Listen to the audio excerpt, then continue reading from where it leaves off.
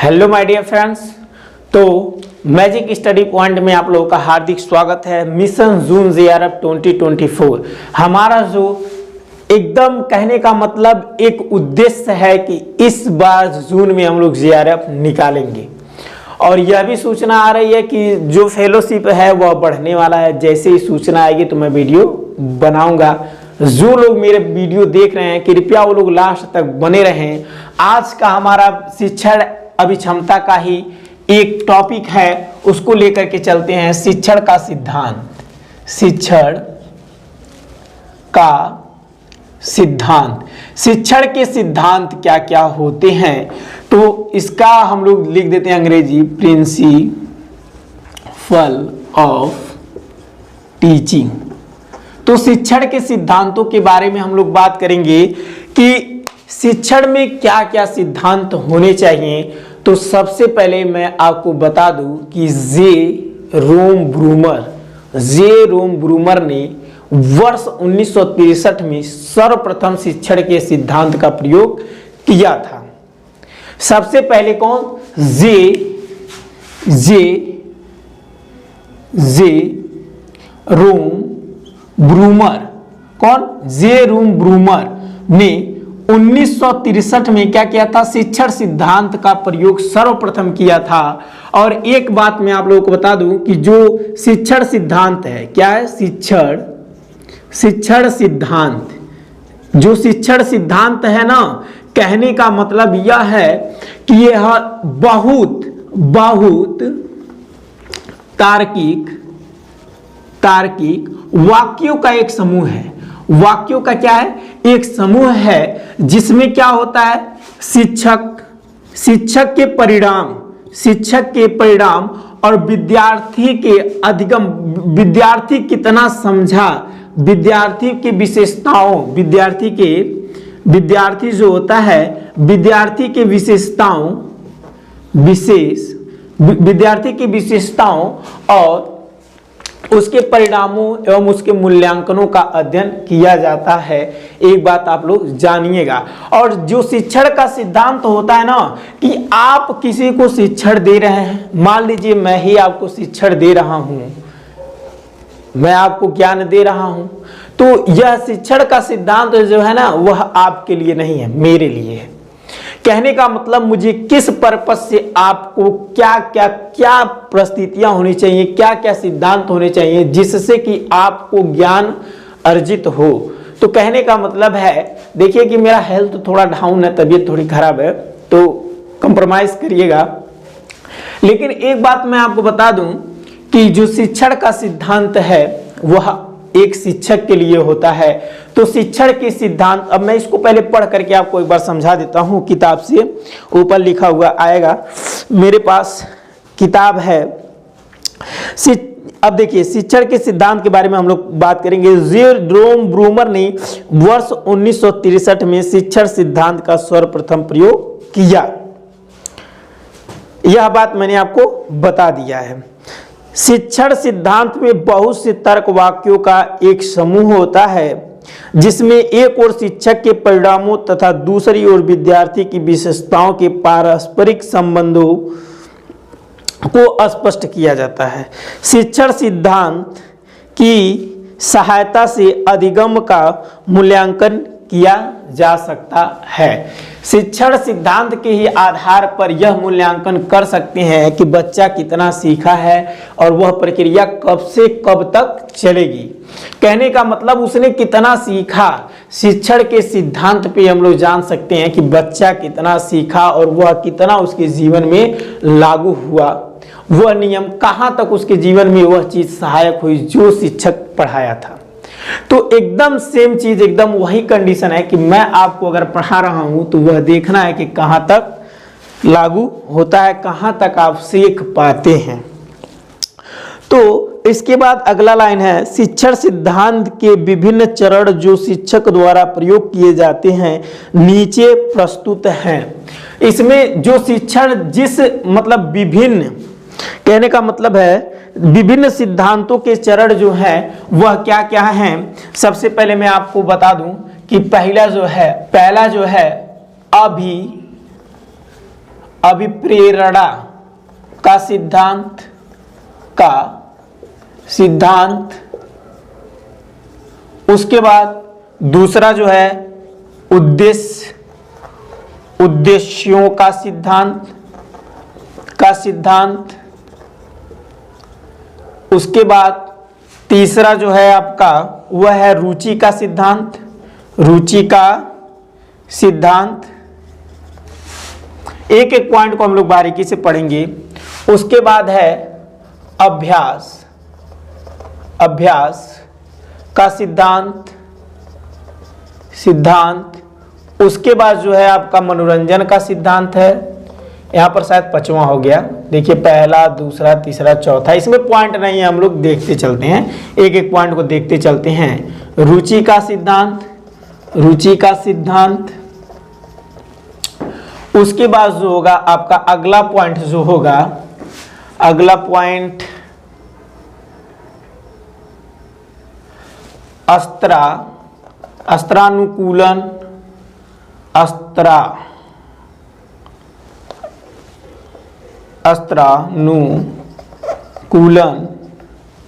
का सिद्धांत। उसके बाद अगला पॉइंट जो होगा हमारा समन्वय का सिद्धांत।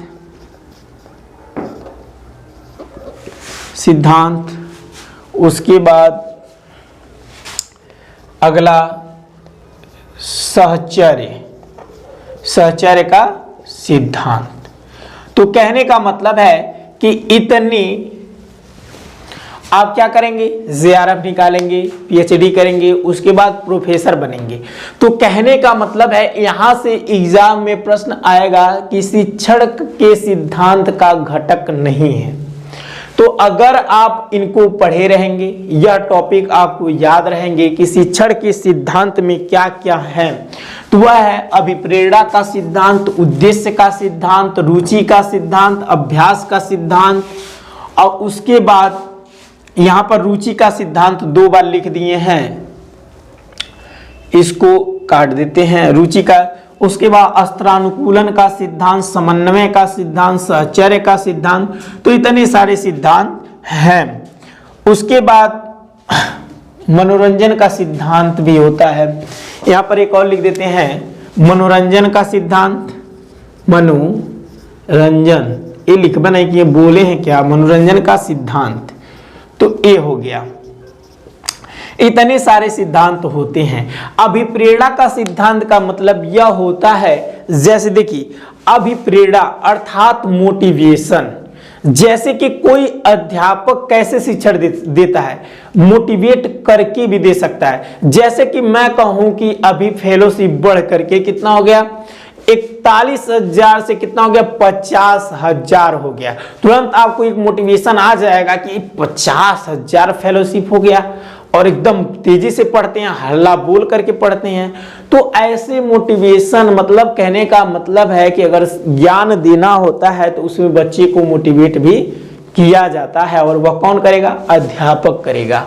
उसके बाद एक उद्देश्य का सिद्धांत, जैसे कहने का मतलब है कि आपका एक उद्देश्य है कि जेआरएफ निकालेंगे इस बार, और अगली बार जाकर के क्या करेंगे, उसके 2 महीने बाद जून, जुलाई, अगस्त में, सितंबर में क्या करेंगे, पीएचडी में एडमिशन लेंगे। उसके बाद महीना के 40,000 छापेंगे।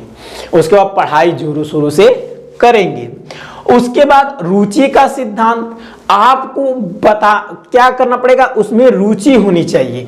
बताना पड़ेगा कि आप अगर यह चीज करते हैं, जैसे कि आप पीएचडी करने जाएंगे, आपको उसमें रुचि है। ऐसे तो है नहीं कि मतलब किसी भी सब्जेक्ट से पीएचडी कर लेंगे, नहीं। आप जो सब्जेक्ट पीजी में लिए होंगे उसमें आपकी रुचि रही होगी। आप सोचिए कि बीए में एक सब्जेक्ट छोड़े होंगे, और उसके बाद फिर 1-2 सब्जेक्ट बचा होगा, उसमें से जिसमें रुचि रही होगी उससे आप एमए किए होंगे, आप फिर उसी से क्या करेंगे, पीएचडी करेंगे। अभ्यास का सिद्धांत। कहने का मतलब बच्चे को क्या करना चाहिए, मतलब अध्यापक क्या करेगा, बच्चे को बार बार कहेगा कि अभ्यास करिए अभ्यास करिए। जैसे मान लीजिए यहाँ पर जो सिद्धांत हमने लिख दिया, अभिप्रेरणा का सिद्धांत, उद्देश्य का सिद्धांत, रुचि का सिद्धांत, अभ्यास का सिद्धांत, मनोरंजन का सिद्धांत, स्त्रानुकूलन का सिद्धांत, समन्वय का सिद्धांत, सहचर्य का सिद्धांत। तो कहने का मतलब यह हुआ कि यह कैसे आपको आएगा, बार बार आप रटेंगे, उसको रटने से अच्छा है कि एक बार दिमाग में बैठाइए। लेकिन यहाँ पर जो टॉपिक है वह आपको याद करना ही होगा कि शिक्षण के सिद्धांत के घटक कौन कौन से हैं, उसके चरण कौन कौन से हैं, तो इसको आपको याद करना पड़ेगा।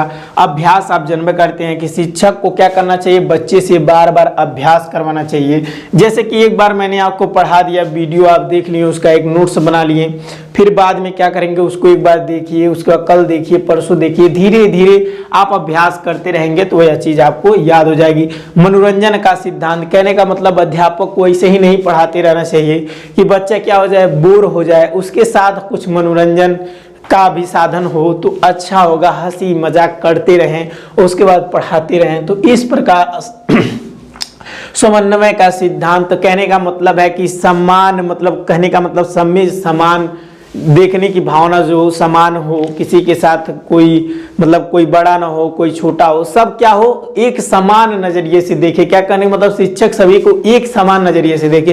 ये नहीं कि किसी एक बच्चे को बना करके आईएएस बना दे और किसी एक को भिखारी बना दे, तो ऐसा नहीं होना चाहिए। समन्वय सहचर्य का सिद्धांत होना चाहिए, एक दूसरे से मिलजुल करके शिक्षा ग्रहण करनी चाहिए। तो ये सारी चीजें हैं। तो यह हो गया आपका शिक्षण का सिद्धांत। आशा करते हैं कि आपको समझ में आ गया होगा। अभिप्रेरणा का सिद्धांत, रुचि का सिद्धांत, मनोरंजन का सिद्धांत, सहचर्य का सिद्धांत, समन्वय का सिद्धांत, उसके बाद अभ्यास का सिद्धांत, रुचि का सिद्धांत, उद्देश्य का सिद्धांत, ये सारे हैं। आप अगर इधर उधर करके बताएंगे, अभिप्रेरणा का सिद्धांत, रुचि का सिद्धांत, अभ्यास का सिद्धांत, मनोरंजन का सिद्धांत, समन्वय का सिद्धांत, सहचर्य का सिद्धांत, तो ये सारी चीजें आप ऐसे ऐसे पढ़ते रहेंगे। एक बार नहीं, इसको एक बार पढ़िए, उसके बाद देखिए वीडियो देखने के बाद इसको एक बार पढ़ करके आप सो जाइए, फिर सुबह उठ करके एक बार देख लेंगे, यह आपको याद हो जाएगा। तो यह सारी चीजें हैं। थोड़ा तबीयत डाउन लग रहा है तो चलिए, लेकिन मैं मेहनत कर रहा हूँ, वीडियो बना रहा हूँ किसी प्रकार से। तो आप लोगों का एक काम है कि लाइक करिए, कमेंट करिए, जिससे क्या होता है कि मैं भी अभिप्रेरणा, कहने का मतलब मुझे भी यहाँ पर पढ़ाने के भी कुछ सिद्धांत होते हैं। अगर आप उसको लाइक करेंगे, कमेंट करेंगे तो मैं भी मोटिवेट होऊंगा। तो यह चीजें हैं मेरे भाई, मेहनत तो करना पड़ता है। तो आप लोग एक लाइक और कमेंट करके जाएंगे तो कुछ जाएगा नहीं। तो चलिए अब हम लोग अगला टॉपिक देखते हैं। सबसे पहले इसको रफ कर देते हैं। तो हम लोग अब शिक्षण का सिद्धांत देख लिए, तो अब हम लोग आगे देखेंगे कि शिक्षण के सूत्र, क्या चीज, शिक्षण के सूत्र, शिक्षण के सूत्र क्या क्या हैं, तो इनके बारे में हम लोग चर्चा कर लेते हैं। शिक्षण के सूत्र, टीचिंग फार्मूला, टीचिंग फार्मूला के बारे में भी बात कर रहे हैं हम। एक बात मैं आप लोगों को बता दूं कि टीचिंग फार्मूला जो है, मान लीजिए मैं यहाँ पर पढ़ाने आया हूँ, अगर मुझे फार्मूला नहीं पता है तो वह, कहने का मतलब वह शिक्षक है ही नहीं। तो मुझे फार्मूला पता है, फार्मूला में क्या क्या होता है, किस प्रकार से, अगर मुझे फार्मूला नहीं होता है, यह फार्मूला जो होता है ये भी शिक्षक के लिए होता है। जब कक्षा में कोई शिक्षक पढ़ा रहा होता है तो उसे फार्मूला के बारे में, जो शिक्षण के फार्मूला हैं उनके बारे में एकदम बारीकी से जानकारी होना चाहिए, नहीं तो संप्रेषण की क्रिया कक्षा में हो नहीं पाएगी। आप पढ़ाएंगे कुछ भी, बच्चे को कुछ भी आने वाला नहीं है। तो शिक्षण के जो सूत्र हैं वह अध्यापक को क्या होने चाहिए, पता होने चाहिए, तब जा करके वह अध्यापक है, अन्यथा वह अध्यापक नहीं है। कहने का मतलब है जितने फार्मूले हैं उनके बारे में पता होना चाहिए। तो एक बार मैं इसको पढ़ देता हूँ किताब से, उसके बाद हम लोग समझने का प्रयास करेंगे। देखिए, शिक्षण प्रक्रिया में कक्षा में प्रभावी संप्रेषण के लिए शिक्षक को शिक्षण सूत्रों का ज्ञान होना अनिवार्य है। कहने का मतलब है किसी भी शिक्षक को कक्षा में पढ़ाने के लिए, कहने का मतलब है शिक्षण के सूत्रों का ज्ञान होना एकदम अनिवार्य है। अगर मैं आपको पढ़ा रहा हूं तो मुझे शिक्षण का सूत्र पूरा पता होना चाहिए। और पता क्यों नहीं रहेगा भाई? उसके बाद पता न रहने के बावजूद भी हम लोग काम वही करते हैं। आपको ज्ञान देंगे तो जैसे कि देखिए, पूरा ज्ञान देंगे शुरू से लेकर के लास्ट तक। अगर कोई टॉपिक हमको समझाना होता है तो उसका शुरू से कहाँ शुरू हुआ, उसके बाद अंत कहाँ हुआ, अर्थात इसका मतलब होता है पूर्ण से अंश की ओर, उसके बाद होता है प्रत्यक्ष से अप्रत्यक्ष की ओर, मूर्त से अमूर्त की ओर। कहने का मतलब एक एक टॉपिक को मैं बारीकी से पढ़ करके आपको समझाऊंगा, जिससे कि आप देखिए शिक्षण के सूत्र एग्जाम में कई बार यह प्रश्न पूछा है कि शिक्षण का सूत्र कौन सा नहीं है।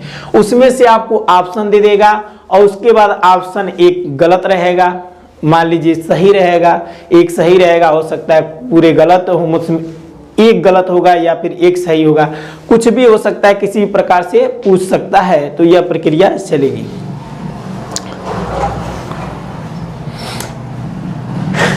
तब हम लोग आगे चलते हैं और देखते हैं कि क्या चीज है। तो इसको मैं पढ़ करके आपको समझाता हूं। शिक्षण के सूत्र, शिक्षण प्रक्रिया में कक्षा में प्रभावी संप्रेषण के लिए एक शिक्षक को शिक्षण सूत्रों का ज्ञान होना अनिवार्य है। शिक्षण सूत्र शिक्षक पर आधारित होते हैं। शिक्षण सूत्र को निम्न रूपों में समझा जा सकता है। पहले मैं इसके रूप लिख देता हूं। पूर्ण से, पहला जो है पूर्ण से अंश की ओर, अंश की ओर। उसके बाद दूसरा है प्रत्यक्ष से अप्रत्यक्ष की ओर, अप्रत्यक्ष की ओर। उसके बाद अगला तीसरा जो है मूर्त से अमूर्त की ओर। उसके बाद बहुत सारे पॉइंट हैं, चौथा पॉइंट देख लेते हैं। विश्लेषण से संश्लेषण की ओर। उसके बाद अगला देख लेते हैं ज्ञात से अज्ञात की ओर। उसके बाद अगला पॉइंट देख लेते हैं सरल से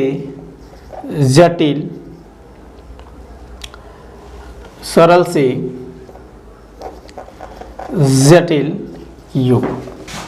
तो यह आपके शिक्षण के सूत्र होते हैं, और भी होते हैं, बहुत ज़्यादा होते हैं, लेकिन एग्जाम के पॉइंट ऑफ व्यू से यही सब महत्वपूर्ण है। तो देखिए, कहने का मतलब है कि पूर्ण से अंश की ओर। कहने का मतलब अगर कोई शिक्षक ज्ञान दे रहा है तो वह अधूरे में न छोड़े, अगर शुरू किया है तो उसका अंत भी करे। तो उसके बाद है प्रत्यक्ष से अप्रत्यक्ष की ओर। कहने का मतलब देखिए, जो किताब में ज्ञान लिखा है उसे आधुनिक, कहने का मतलब किसी वर्तमान उदाहरणों से उसे स्पष्ट करें। किताब में क्या चीजें हैं, जो चीजें लिखी गई हैं वह अप्रत्यक्ष हैं, तो उसको प्रत्यक्ष से अप्रत्यक्ष की ओर लेकर के जाए। उसके बाद मूर्त से अमूर्त की ओर, विश्लेषण से संश्लेषण की ओर। एक एक टॉपिक को मैं पढ़ करके आपको समझा देता हूं। पूर्ण से अंश की ओर, यह शिक्षण सूत्र विषय वस्तु के संपूर्ण ढांचे के आधारभूत जानकारी देने के बाद ही उसके अंशों पर शिक्षकों को स्वीकार करता है। कहने का मतलब है किसी पुस्तक के बारे में यदि कहने का मतलब है कि आप पूरी जानकारी देंगे तो वह बच्चा क्या करेगा, उसे स्वीकार करेगा। अब मान लीजिए हम राम की कहानी बताने लगे, बस राजा दशरथ के 4 पुत्र थे और उसके बाद कैसे कैसे मार हुआ, क्या हुआ, कैसे महाभारत हुआ, पूरी कहानी बताइए ना करे, क्या स्वीकार करेगा, कुछ नहीं। अगर मान लीजिए मैं यही आधा बता करके चला जाऊं तो क्या आपको कुछ जानकारी होगा नहीं, जब तक उसका शुरू से अंत नहीं बताया जाएगा तब तक आपको जानकारी नहीं होगा। प्रत्यक्ष से अप्रत्यक्ष की ओर, इसके अंतर्गत अप्रत्यक्ष विषय वस्तु की जानकारी के लिए स्थानीय वातावरण के प्रत्यक्ष उदाहरणों से अधिगम करवाने पर बल दिया जाता है।